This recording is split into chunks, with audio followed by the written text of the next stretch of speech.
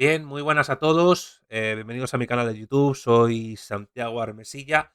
Y bueno, hace tiempo di una charla invitado por los profesores Javier Pérez Jara y Lino Camprubí en la Universidad de Sevilla sobre iberofonía, socialismo, liberalismo.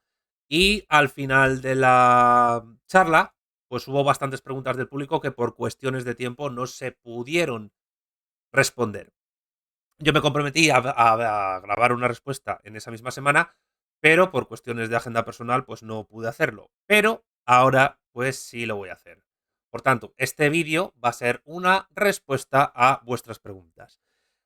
Yo las anoté en mi teléfono móvil, pero da la casualidad de que todas fueron registradas auditivamente en el propio vídeo de la conferencia que está colgado en mi canal de YouTube y que dejo abajo en la descripción. Por tanto, lo que voy a hacer en este vídeo es una suerte de mezcla entre respuestas a las preguntas de la gente que hizo las preguntas entonces con video reacción a las propias preguntas que hicisteis. Este vídeo se está grabando de esa manera, entonces ahora, como podéis ver, aparece lo que es la ponencia y yo voy a simplemente a limitarme a responder. Voy a escuchar las preguntas y respondo a medida que se vayan haciendo, porque me parece la forma más dinámica y más exacta para que se puedan reproducir las preguntas que me hicisteis. Así que nada, vamos a ello. Vamos a empezar. Ya está, venga, venga. Sí, venga. A ver, hay dos allí. Hola, muy buenas tardes. Lo primero de todo, muchísimas gracias por esta ponencia. Y yo, sobre todo esta pregunta para Santiago, quería preguntar sobre la cuestión de también la dialéctica que hay a la hora de concepciones regionales, por el hecho de que al fin y al cabo, antes que hablar de iberofonía, hay un componente muy fuerte que es un impedimento a la hora de un posible proyecto político de esta, que es la América, ese pensamiento de la América Latina, esa América continental que comparte una capa desde Aridoamérica hasta el sur, que es, por definición, opuesto a España y con un pasado ya bien fundado en los libertadores y que jamás nunca podría ser asimilable dentro de aquí y que es algo constitutivo. ¿Cómo entra esto dentro de todo este proyecto? Bien, vamos a tratar de responder a esa primera pregunta. Al final de Iberofonía y Socialismo trato la cuestión del latinoamericanismo, en tanto que ideología que reivindica la existencia de algo llamado Latinoamérica, que como bien demostré en el vídeo que hice sobre si Quebec era Latinoamérica o no, el término Latinoamérica surge en Francia, lo empieza a utilizar Michel de Chevalier, y luego son los poetas chilenos Francisco Bilbao y eh, otros eh, que trabajaron realmente para Napoleón Bonaparte los que utilizaron el término. Francisco Torres Caicedo fue el más notorio de ellos, incluso más que el propio Chevalier.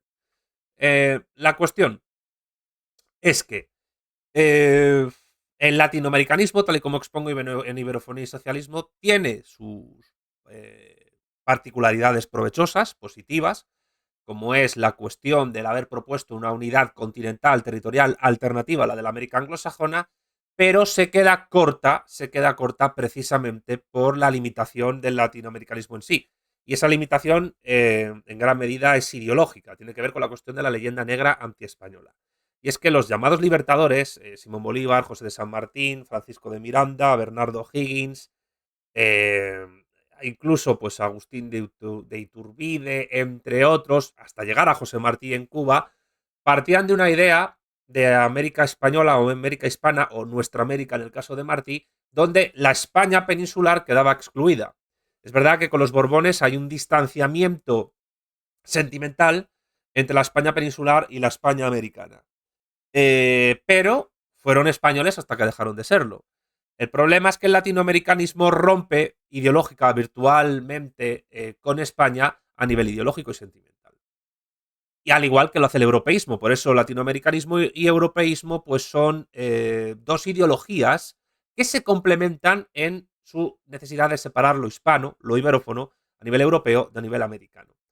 ¿Qué es lo que ocurre con la idea de iberofonía? Que, sin desmerecer lo positivo que tenga el latinoamericanismo, supera esas diferencias deja aparte el mero iberismo y deja aparte el latinoamericanismo para pensar en una idea civilizatoria mayor que además incluye, y esto es muy importante, a Iberoáfrica, a Iberoasia y a Iberooceanía. Es decir, los países que en África, Asia y Oceanía hablan español y portugués, que son los que más tarde llegaron a la independencia, más tarde terminaron el proceso de descolonización en el último cuarto del siglo XX, pero que son actores fundamentales para hacer esto de la iberofonía. Es raro que Iberoamérica no tenga una relación más fuerte con Angola, con Mozambique, con Guinea Ecuatorial, con Cabo Verde, etc. Tiene que tenerla, o con Timor Oriental en Asia. Tiene que tenerla para que el proyecto iberófono tenga éxito. Aparte de eso, hay que tener en cuenta que los llamados libertadores fueron marionetas, muy a su pesar, y algunos se dieron cuenta tarde, como el propio Simón Bolívar, del Imperio Británico y del plan Maitland para balcanizar el Imperio Español, el plan Maitland que se estableció desde Inglaterra. Entonces, ¿cómo tener eso en cuenta? Pues básicamente teniendo en cuenta que después de 2 siglos los hechos consumados llevaron a la independencia, y que los próceres de las patrias hispanoamericanas, incluso Brasil, bueno, Brasil es un caso distinto porque se creó un reino con la misma dinastía que gobernaba en Lisboa, pero que se fue en barco a Río de Janeiro, pues fueron instrumentos de la geopolítica capitalista anglosajona contra el Imperio Español, contra la patria grande que ya existía antes de que Bolívar la reclamara, porque la patria grande era la hispanidad, era el Imperio Español. Y la iberofonía, en el fondo, es la gran patria grande, la gran civilización hispanolusa. El problema es que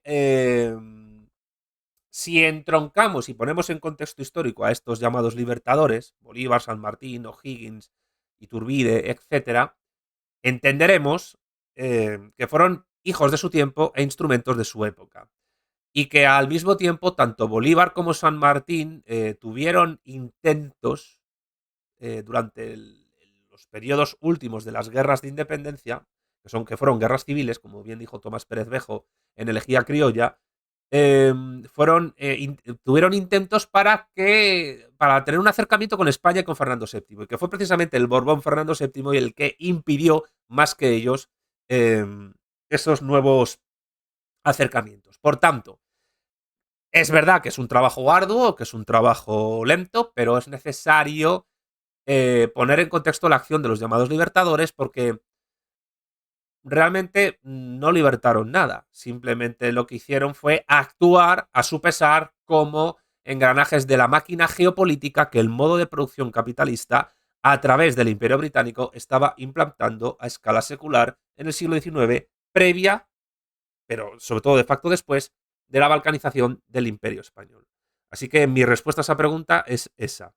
Mientras no se contextualice exactamente qué fueron los libertadores, no podremos avanzar. Porque puede que algunas de sus críticas al Imperio Español fuesen justas. Otras no tanto. Otras en absoluto lo fueron. Pero otras puede que sí fuesen justas. Y que eso se debiese, sobre todo, a el cambio de dinastía y al cambio en la administración pública que esa dinastía conllevó con ello. Sin desmerecer el hecho de que muchos intentaron buscar prebendas con los Borbones en el poder, y que no las consiguieron, y que eso conllevó que actuaran políticamente de otra manera y dejaran de mirar a Madrid para mirar a Londres. Eso pasó con Bolívar. No pasa nada por admitirlo, es simplemente historia. Bueno, vamos a seguir con la siguiente pregunta. Vamos a ver. Más preguntas. Pues yo quería preguntar dos, si fuera posible, cortitas. La primera, en general, a Santiago, pero a Vanguardia Española en general, que por qué escogen esto de la iberofonía y no, por ejemplo, que es cierto que como hay mucha afinidad cultural entre los países ibéricos, por el pasado imperial, pues es cierto que hace que se pueda difundir las ideas no solo por el idioma, sino por la forma de pensar que subyace en cada idioma. Es verdad que hace un poco más fácil el hecho de intercambiar ideas, pero ¿por qué no, por ejemplo, una internacional abierta como la socialista, la comunista, en la que se podrían ver igualmente esos lazos entre los países afines, tanto iberófonos como eslavos, como anglosajones, y a su vez nos cierra la puerta a la posibilidad de que el debate llegue a otras realidades culturales como, vamos, si no recuerdo mal, usted dijo en algún vídeo de YouTube que le habían contactado gente de países no iberófonos también para ver si podían, interesados por el proyecto de la iberofonía. Es decir, ahí estaría rebasando, ¿no?, la iberofonía. Y luego la otra... Bueno, voy a responder a la primera pregunta. En iberofonía y socialismo se dice, se afirma, que es más fácil integrar las sociedades políticas culturalmente afines, no solo por cuestión de idioma, sino por cuestiones antropológicas, culturales, religiosas, sociológicas, etcétera, y de paralelismos políticos, que sociedades que no lo son. El problema de la Internacional Socialista es que pensó que la clase obrera era una totalidad atributiva universal, cuando realmente fue una totalidad distributiva, con momentos atributivos, es decir, mixtos, isoméricos, en términos de Gustavo Bueno, a nivel de dialéctica de clases, de estados y de imperios. Pero al mismo, por tanto, no es fácil integrar, pues yo que sé, a España en un proyecto socialista con, por ejemplo, Mongolia o con Emiratos Árabes Unidos, por poner determinados casos. ¿Por qué? Barrera idiomática, barrera cultural, barrera antropológica, barrera religiosa. Sin embargo, es más fácil integrar a España con México o Brasil con Angola que hacerlo con los ejemplos que he dado. Lo que no obsta, tal y como se dice en iberofonía y socialismo, que el proyecto desde la iberofonía tenga impacto universal y que desde la iberofonía se impacte universalmente para buscar el bien en otras sociedades políticas, es decir, para poder ayudar a la implantación del socialismo en otras sociedades políticas no iberófonas. Eso es internacionalismo, internacionalismo proletario. No obstante, hay que decir que los acercamientos que ha habido al proyecto iberófono no han venido de una nación exótica o excesivamente fuera de la iberofonía, me refiero. No han venido de ninguna nación excesivamente exótica con respecto a lo que es la cultura de la civilización iberófona. Han venido de una de las que fuera de la iberofonía yo diría que son de las más afines o incluso la más afín culturalmente. Esta nación es Italia. Simplemente hubo un interés, un acercamiento.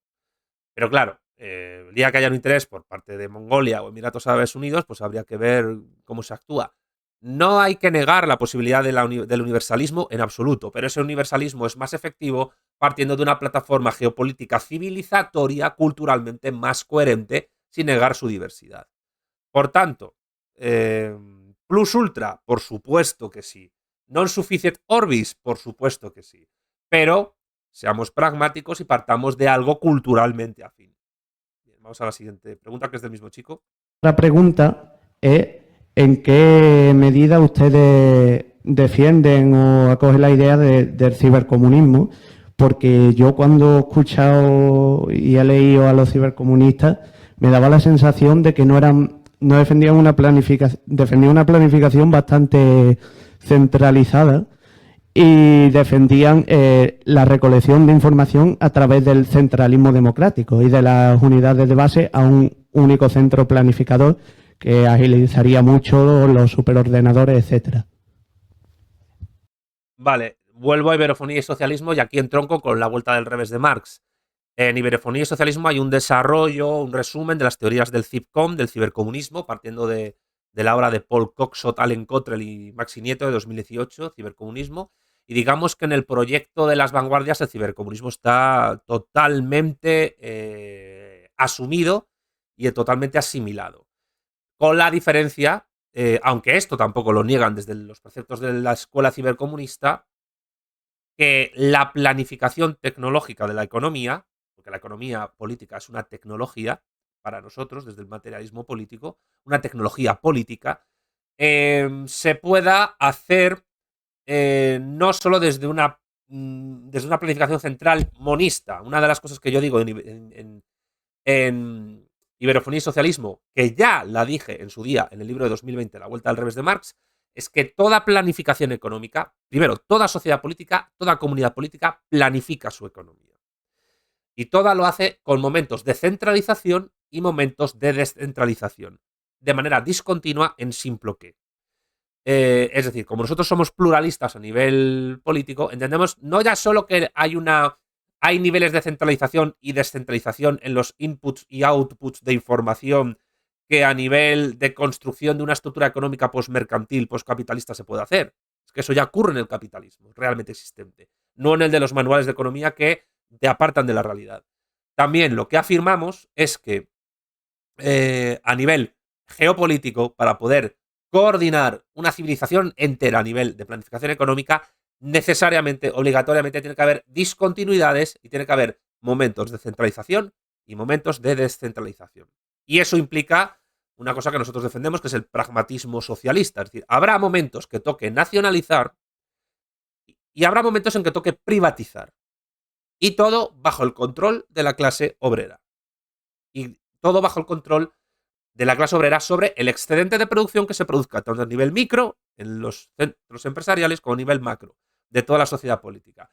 Pero esos momentos de centralización y descentralización siempre van a ocurrir. De todas maneras, hay textos de la escuela cibercomunista donde esta planificación no monista, excesivamente centralizada, sino pluralista, se tiene en cuenta. Evidentemente, en muchos casos, no con este nombre, no en representación, pero sí en ejercicio. Bien, vamos a pasar a la siguiente pregunta, que ya creo que es otra persona.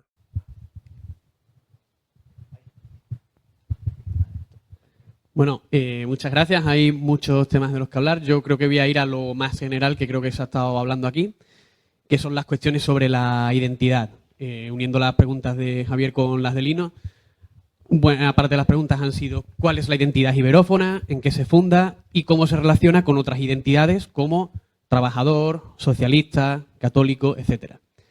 Yo creo que esto hoy en día se está trabajando bastante y tiene el nombre de interseccionalidad, que suena mucho a campus estadounidense, izquierda de Berkeley, etcétera, pero de nuevo, ahí son estadounidenses, universidades estadounidenses, pero se produce mucho por personas latinas, hispanoparlantes. Primera pregunta, entonces. ¿Esto es interseccionalidad? ¿Se relaciona de alguna manera con ese grupo de teorías que se está trabajando? Dentro de esos otros debates que hay, que dejo abierto, ¿se puede identificar una identidad básica? ¿Hay algún compromiso con eso que tengáis que establezca ante todo somos trabajadores o ante todo somos iberófonos? Y si las identidades van cambiando con el tiempo, a nivel social, a nivel individual, en base a que cambian, se negocian, se autodefinen, se atribuyen a otras personas. Muchas gracias. Vale, esa es una muy buena pregunta.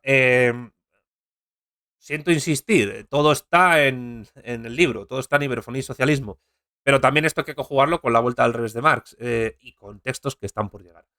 Vamos a ver.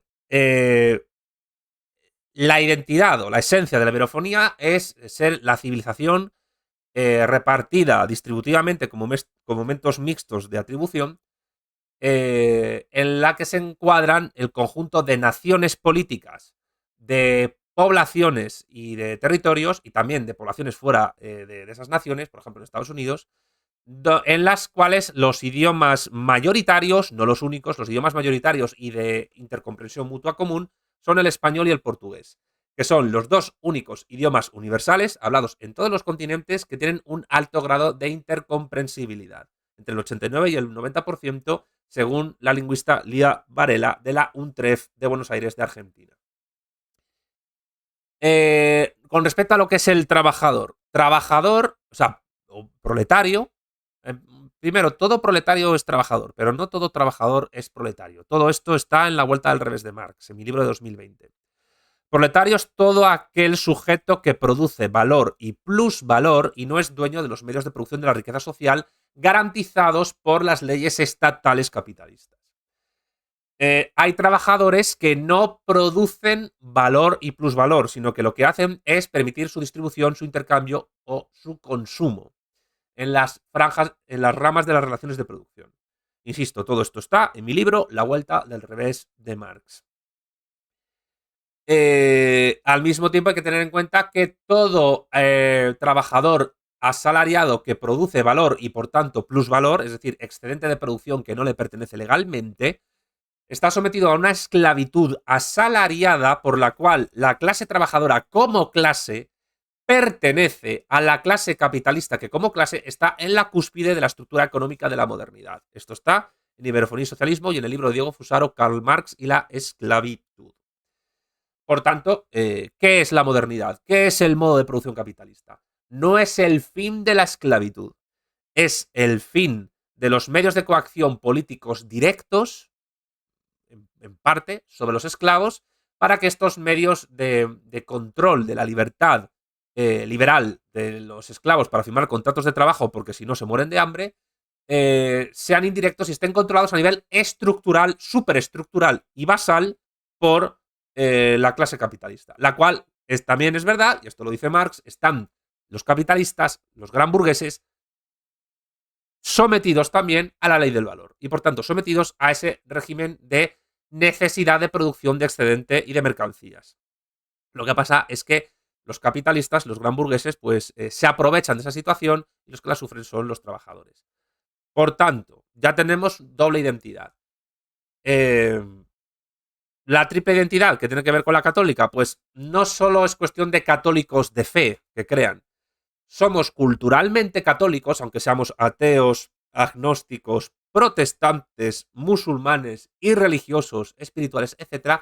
Todos aquellos que hayamos sido criados estructuralmente, vitalmente, biológicamente, como ciudadanos o como residentes en sociedades o comunidades políticas cuya construcción nacional e histórica haya sido y haya discurrido bajo parámetros culturales y religiosos católicos. Es decir, que tú por mucho que te llames Mohamed, pues vives en España y estás sometido a la celebración de fiestas navideñas o a la Semana Santa. Otra cosa es que tu entorno cercano no se celebre, pero no vas a dejar, no vas a ir a trabajar en el 25 de diciembre porque es fiesta en España, con lo cual ya estás sometido a una estructura cultural católica. Lo mismo pasa con los que somos ateos. Es decir, nosotros no creemos en Dios, negamos la existencia de Dios, negamos la esencia de Dios, es decir, no es que Dios no exista, es que no puede existir, porque no puede existir ningún ser omnipotente, omnisciente y omnipresente que haya creado el universo, creándolo como causa incausada, y por tanto además negamos la posibilidad de que exista un Dios personal o que se comunique con los hombres, porque es imposible que exista un ser así, y negamos que pueda existir cualquier tipo de conciencia incorpórea, pero hemos nacido en una cultura católica, hemos nacido en una sociedad política católica y somos herederos de la construcción cultural del catolicismo, de su idea de comunidad, de su idea de trabajo, de su idea de sociedad, de su idea de familia, de su idea de hermandad social, de su idea de vecindad y de su idea de un montón de ideas más. Entonces, puede haber muchísimas más identidades, no sé si el término interseccionalidad sería el adecuado, pero lo que sí tengo claro es que la iberofonía es una civilización luso-hispana construida desde un molde católico, donde lo ibérico católico se entreteje y se acultura junto con lo amerindio precolombino y lo africano subsahariano, y en ese melting pot que dirían los anglosajones se construye la civilización iberófona de los últimos 5 siglos, que lo hace frente o contra el Islam y frente o contra el protestantismo.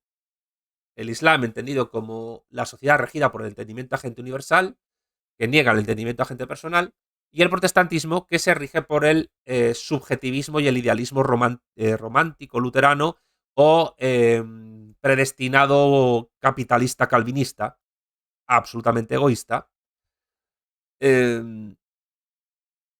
y que todo ello se hace en un contexto histórico en el que el modo de producción capitalista ha establecido que la clase obrera es la clase esclava asalariada del capital.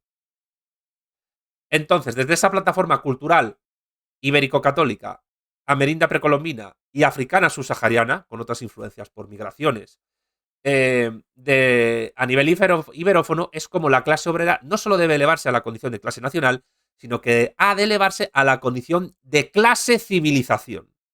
Es decir, de clase social que controla una civilización entera, de molde ibérico-católico, amerindio precolombino y africano subsahariano.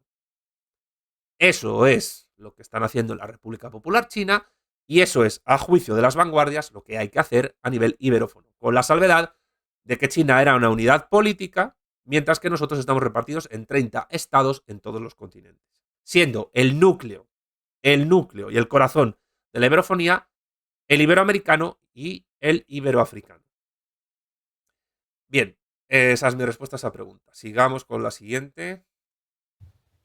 Bueno, primero todo, muchas gracias Santiago y a los demás ponentes por la ponencia, ¿no? Y la pregunta es la siguiente. Me gustaría saber un poco la opinión tuya, Santiago, de lo que es la economía norcoreana, ¿no? Si la consideras socialista, ¿no? Porque sí que es cierto que la economía norcoreana sí que tiene bastante similitud con un proyecto como puede ser el nacionalsindicalismo y por ende que sí también lo considerarías un tipo de socialismo, tanto la economía norcoreana o Juche, vamos, y, y este modelo nacional sindicalista. Muchas gracias. Como veis, me he cortado las puntas porque en Sevilla tenía el pelo más largo y ahora, pues, después de muchos años sin pasar por una peluquería, pues me lo he saneado, ¿no? Dicen sanear, pero bueno, yo siempre he tenido el pelo sano y bien. A ver, sí, Corea del Norte es un modelo socialista adaptado a la idiosincrasia cultural coreana. Es el modelo que sigue la teoría Juche o Juche de Kim Il-sung, Kim Jong-il, etcétera, y del Partido del Trabajo de Corea. Nosotros consideramos que no es exportable, pero los propios coreanos saben que no es exportable, pero hay que respetar los procesos socialistas de cada país y su idiosincrasia. Hay que respetarlos porque son propios de esos países. Entonces, hablar de verdadero socialismo, falso socialismo o verdadero comunismo y falso comunismo es una estupidez. Es decir, nosotros respetamos el modelo chino, respetamos el modelo norcoreano, el laosiano, el vietnamita y el cubano. Aunque a lo mejor el cubano puede ser mejorable, pero lo respetamos. Eh, que tenga similitudes con el nacionalsindicalismo. Hombre, yo entiendo que desde preceptos nacionalsindicalistas, Ramiro Ledesmistas, jonsistas y José Antonianos, aunque tiene sus diferencias también, se puede intentar ver elementos parecidos en cualquier tipo de régimen, incluso en la Unión Soviética. Pero de ahí a decir que el modelo norcoreano es nacionalsindicalista, yo creo que hay un trecho. Yo entiendo que a lo mejor quien pregunta ve similitudes, pero yo creo que no hay un modelo de justicia social de base católica basada en la doctrina social de la Iglesia, donde la familia, el municipio y el sindicato sean los organismos centrales a través de los cuales se articula la sociedad. Por no hablar de que José Antonio Primo de Rivera, en sus primeros escritos, entendía el sindicato como una suerte de gremio medieval o de recuperación del gremio medieval, que el propio Ramiro Ledesma, que era una persona mucho más cercana al fascismo italiano, se daba cuenta de que históricamente era algo que no iba a volver, que era irrecuperable, que lo que habría que hacer era industrializar España y generar un proletariado industrial dentro de un marco corporativo de sindicato vertical, más parecido a lo que se hizo luego en el franquismo, pero con el filtro de la Iglesia Católica muy fuerte. Dicho esto, ¿el nacionalsindicalismo es una forma de socialismo? Podría entenderse como una. Sí, claro que sí. Nosotros no consideramos que socialismo sea solo los modelos marxistas, ni consideramos que el socialismo solo sea el de la Unión Soviética. Es decir, pensar que el socialismo se agota en la Unión Soviética es algo que tienen en común tanto los liberales anticomunistas como los marxistas cerriles que piensan que el socialismo solo es el que hizo Stalin. Eso no es así. De hecho, sin un cierto nivel de socialismo, ninguna sociedad política capitalista puede sostenerse. Es decir, que lo que es inviable no es el socialismo, lo que es inviable es cualquier tipo de capitalismo teorizado puro en un libro de economía o de teóricos liberales. Eso sí que es imposible. Gustavo Bueno dijo que el socialismo es la esencia de toda sociedad humana. Y por tanto, cualquier tipo de sociedad política sin cierto grado de socialismo es inviable. Eso que quede claro. Vamos a seguir con la siguiente.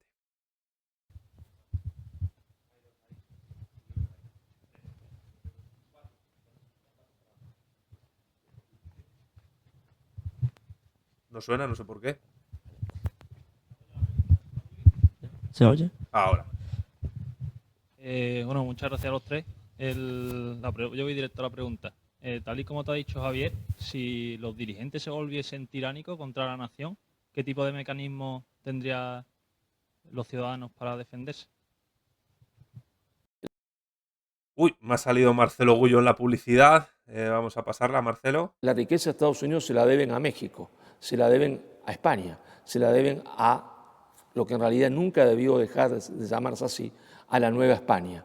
Y entonces pongamos las cosas en claro. El subdesarrollo de México no está en la conquista, porque cuando México se independiza era mucho más importante que los Estados Unidos. La Ciudad de México solo era equiparable a la Ciudad de Londres o a la Ciudad de París.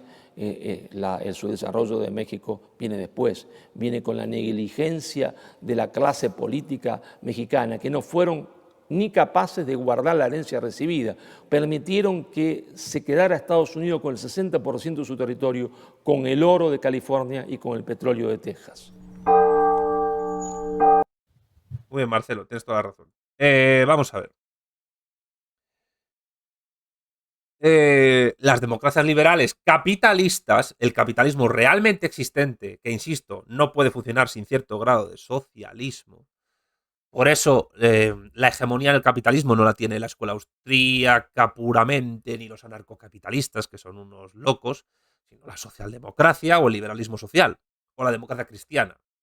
Estas sociedades también pueden caer bajo modelos tiránicos, perfectamente. ¿Cómo se puede evitar cualquier tipo de tiranía en un sistema socialista? Mediante los mecanismos legales preceptivos que constitucionalmente permitan organizar a los poderes descendentes, ascendentes y oblicuos de la sociedad política. Todo esto se trata en mi libro, La política 100 preguntas.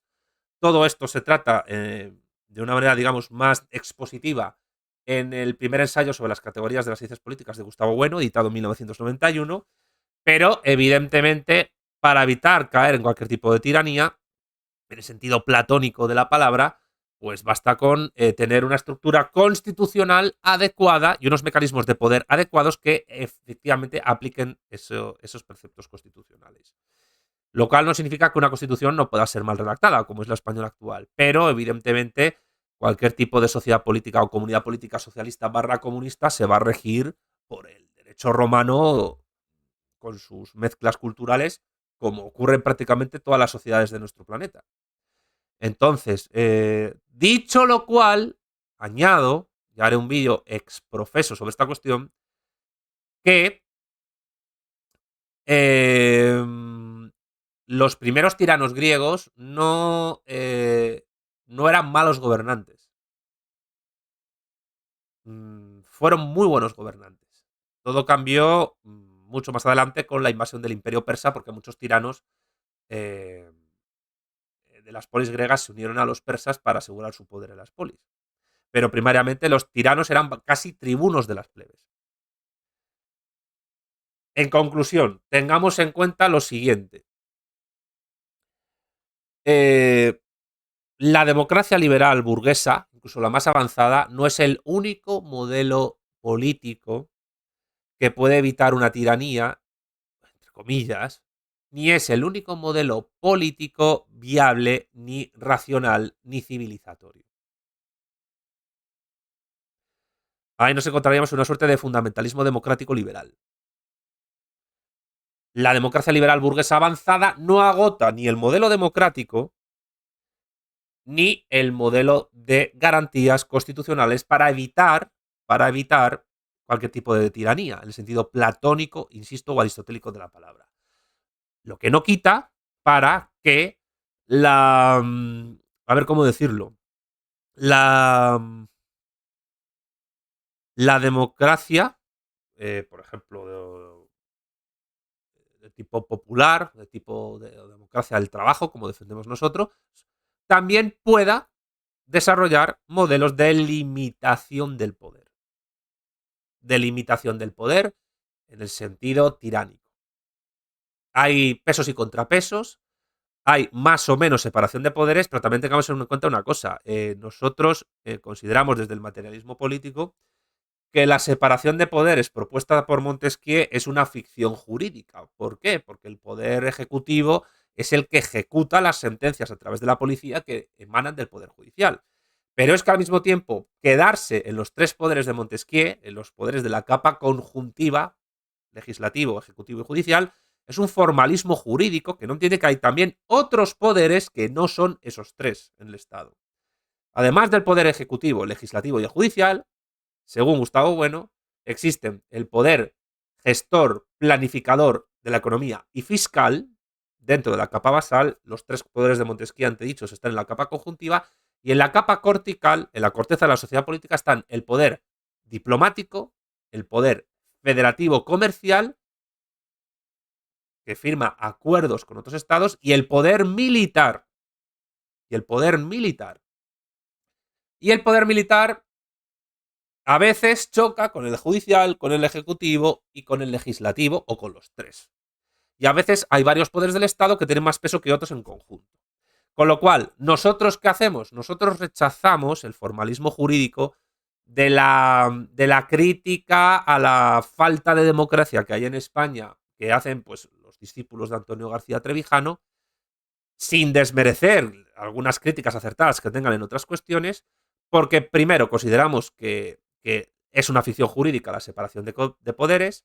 Segundo, porque si negamos que no hay ni verdadero ni falso socialismo, también tenemos que negar que no hay, también tenemos que afirmar, perdón, que no hay ni verdadera ni falsa democracia. Y en tercer lugar, porque dentro de los estados hay más poderes que los tres mencionados del poder de la capa conjuntiva, que son los poderes de Montesquieu: ejecutivo, legislativo y judicial. De la misma manera que para que una sociedad funcione necesita algún grado de socialismo, para que toda sociedad política funcione en sus poderes, tiene que haber algún grado de interacción y entretejimiento en discontinuidad entre sus poderes, que no son solo tres, que son hasta 9 descendentes y 9 ascendentes, separados en eso que acertadamente los allendistas chilenos y después los chavistas venezolanos llamaron poder popular. El poder popular ascendente también ejerce presión sobre los poderes ejecutivo, militar, judicial, legislativo, fiscal, diplomático, etc. Y de manera muy efectiva. Con lo cual, a través de nuestra teoría de las capas y ramas del poder de la sociedad política, perfectamente se pueden establecer, sin negar el entretejimiento discontinuo de estos poderes, descendentes y ascendentes, y con sus momentos oblicuos, perfectamente se puede articular una sociedad política con un alto grado de socialismo, incluso de comunismo, de postsocialismo, e incluso de postcomunismo, que esto ya da para otro vídeo, en los cuales se den garantías para evitar una tiranía, evidentemente. Sigamos. Buenas tardes, bueno, buenas noches ya. Quería dar las gracias que venga Santiago Armesilla aquí a Sevilla. No sé cuántas veces ha venido a Sevilla, pero se agradece mucho que esté aquí en la ciudad que prácticamente descubrió América, literalmente. Bueno, literalmente. ¿Verdad? Quería preguntarle, como aquí vivimos en una realidad de la Unión Europea, de que sus orígenes venían de la Europa de las regiones, la Europa de las etnias, etc. Su proyecto geopolítico se basaba ahora actualmente en la organización supranacional. Entonces, el proyecto que tenéis vosotros en Vanguardia, que yo pertenezco, quería preguntarle principalmente cómo se daría, materialmente hablando, esa unificación entre lo español y lo iberoamericano, en el sentido, si podía ser una organización supranacional como la Unión Europea, o como defendió en los años 90 Fidel Castro, de una unión entre pueblos españoles, recargándolo, ¿no?, de manera metafísica, pero que se puede hacer como una unificación entre España y Sudamérica, ¿vale? Desde un contexto más territorial y no solamente comercial. Sí, a ver cuál sería el proyecto vuestro. Bueno, vuestro y tuyo, que estás en Vanguardia Española. A ver, no hay recetas mágicas para llegar a esa unificación, ni hay una receta única. Aunque yo creo que lo que habría que evitar es que se formase algo tipo Unión Europea, que es una organización supraestatal formada más o menos exitosamente, pero en la que ha habido y hay todavía una potencia, Alemania, que unifica y al mismo tiempo ejerce de aspiradora de recursos humanos y no humanos, otros recursos materiales, del resto de naciones de la Unión Europea. Por eso el Brexit. Habría que evitar ese modelo, habría que evitar, España evidentemente no debería hacerlo ni puede, pero habría que evitar que México o Brasil o Argentina o Colombia se convirtieran en esa aspiradora de recursos de los demás. Entiendo que tiene que haber una mezcla entre lo diplomático, lo aduanero comercial, lo económico, lo académico, lo cultural y lo antropológico y lo federativo, por supuesto que sí. Yo creo que hay que ir por varias vías. No hay una única vía al socialismo, ni tampoco hay una única vía a la iberofonía socialista. Porque el futuro no está escrito. Lo que hay que hacer es simplemente trabajar en lo que ya existe, que nos une, para ir más allá. Es lo máximo que puedo decir hasta ahora. Siguiente pregunta.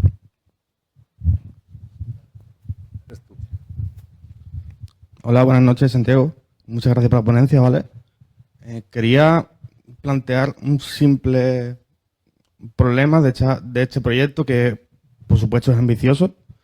Y como ambicioso proyecto, plantea una economía conjunta entre países iberófonos que, externo a la iberofonía, suponen un problema. Se cortó la pregunta ahí, no sé qué ha pasado. Vale, ahora creo que le cambiaron el micrófono a este chico. Supone, como decía, un problema competitivo. Entonces, ¿necesita la iberofonía ser una potencia antes para que ese proyecto pueda suceder? ¿O tiene necesariamente que confrontar con la América, no Suramérica, sino la América del Norte, Estados Unidos? Una pregunta buena y complicada de responder. Supongamos que defendemos una iberofonía liberal, capitalista. Bueno, yo lo que le diría es que Estados Unidos haría todo lo posible para que esa iberofonía capitalista liberal unificada no existiese. Haría todo lo posible para frenar una unificación liberal capitalista de la iberofonía, que podría ser aprovechada como base para caminar a una iberofonía socialista. Pero a mí me da la sensación de que la construcción de la iberofonía socialista tiene que darse desde ya, sin necesidad de pasar primero por la unificación capitalista. Porque a lo mejor esos liberales capitalistas que honestamente crean en la unificación iberófona, quizás puedan ser instrumentalizados por el poder capitalista anglosajón de Estados Unidos. Y porque el poder capitalista anglosajón de Estados Unidos a este tampoco le interesa que haya un poder capitalista que le compita. A nivel geopolítico, ni a nivel comercial, ni mercantil, ni nada. Por tanto, yo creo que esto es un proceso in medias res. Es decir, estamos ya empezando a construir, al menos a nivel, diría Marcelo Gullo, de insubordinación ideológico-cultural, perdón, lo que es la iberofonía socialista. Y en su construcción podemos aliarnos temporalmente con personas no socialistas en esta unificación, pero el proyecto socialista tiene que ser el que se consiga, el que se cierre. Igual que hicieron los chinos. Igual que hizo el Partido Comunista Chino. Sigamos.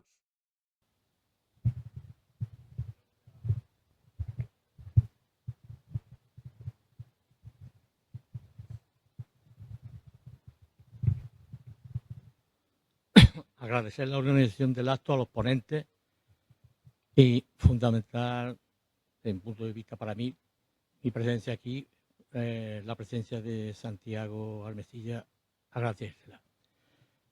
El planteamiento de iberofonía y cómo se ha tratado en la mesa desde la ponencia, o desde las ponencias, mejor dicho, y desde el público, de cómo construirse. Yo creo que primeramente, esto es un proyecto a un larguísimo plazo. Desde que estaba en la facultad estaba oyendo, militando en organizaciones comunistas, estaba oyendo la crítica a aquellos que decíamos continuamente: no se puede estar tomando el Palacio de Invierno todas las tardes. Esto es un proyecto a largo plazo. Pero mi pregunta, y en todo caso, para concretar, creo que ha faltado, o a lo mejor no era el caso, la iberofonía, el agente motor de la iberofonía tendría que ser entendida no como dirigencia de España, por supuesto, sino de, ya veríamos quién, Almesilla la tesis dice de México, como cabeza que tire del carro. La leyenda negra, ¿qué importancia tiene en esa lucha? Yo creo que es fundamental cuando desde los partidos comunistas que se ha dicho que tendría que organizarse y ellos serían altavoz. Los partidos comunistas están imbuidos de la comunidad desde hace 80 años de leyenda negra contra Hispanoamérica, a favor indigenismo, a favor de la fragmentación. Tendríamos, creo, y le pregunto a Santiago, sería importantísimo, Santiago, que, y esto cómo se hace, otra pregunta en rulo, sería importantísimo que se desprendiese, y aquí sigo a Marcelo Bullo, en la insubordinación, se desprendiese el pueblo en general, panamericano, de todos estos conceptos negativos de la leyenda negra que por el imperialismo inglés, siglo XIX, etcétera, están haciendo modus vivendi desde la escuela a la universidad. Vale. No sé si esta fue la última pregunta que se formuló sin poder contestar en Sevilla, pero bueno, la voy a contestar. Vamos a ver.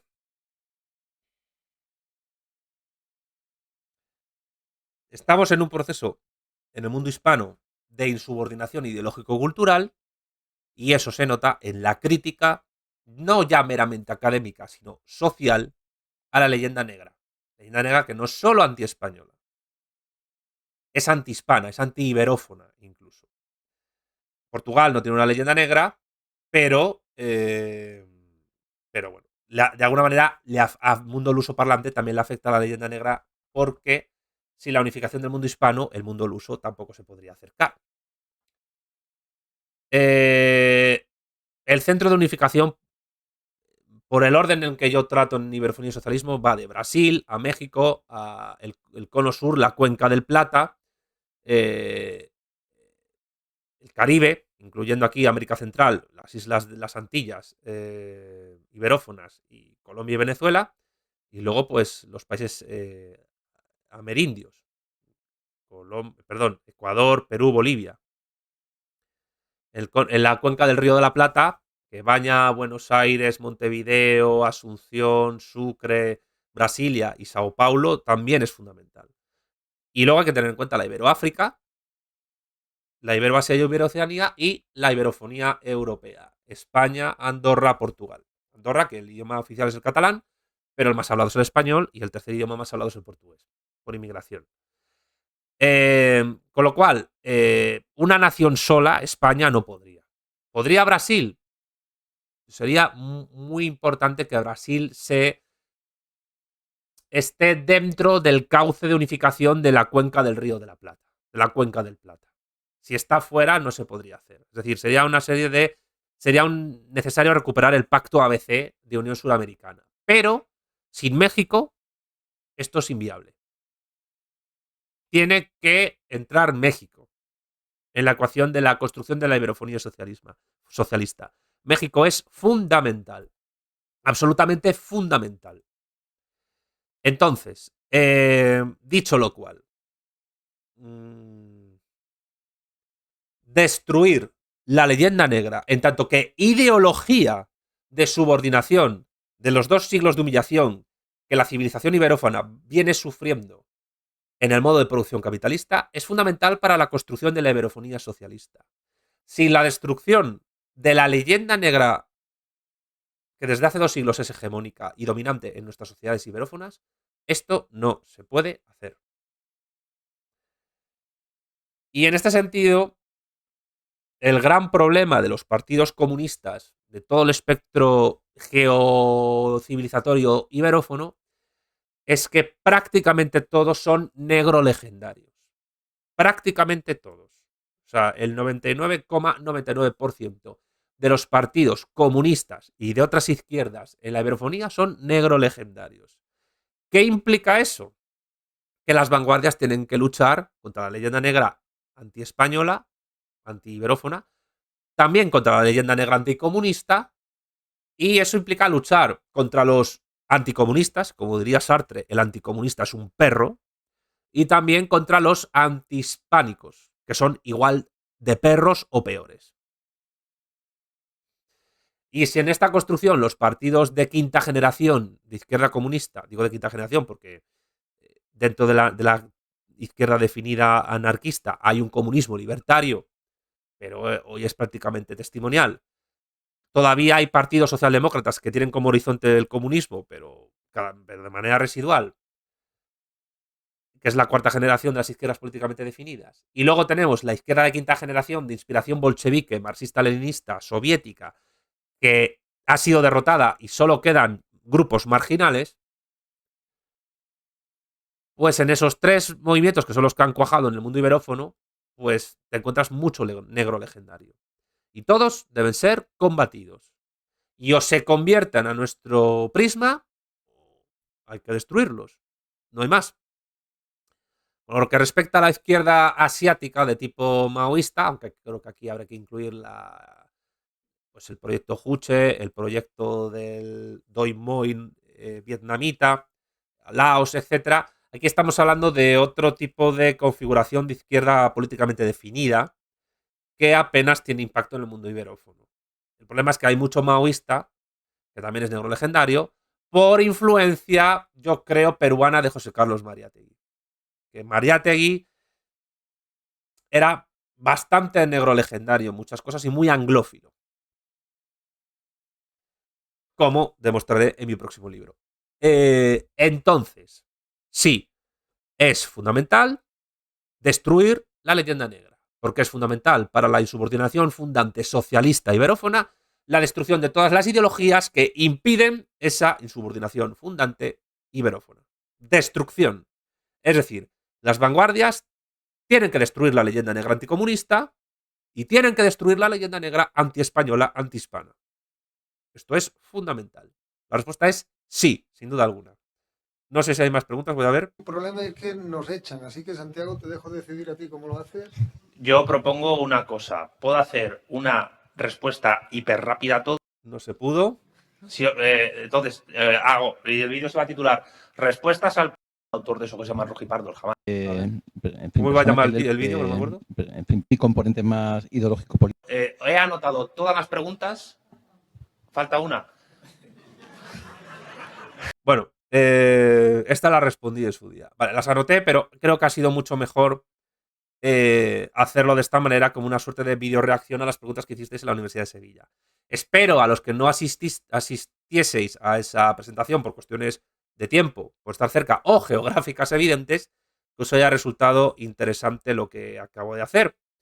Y nada, ahí queda para el canal. Muchas gracias por escucharme.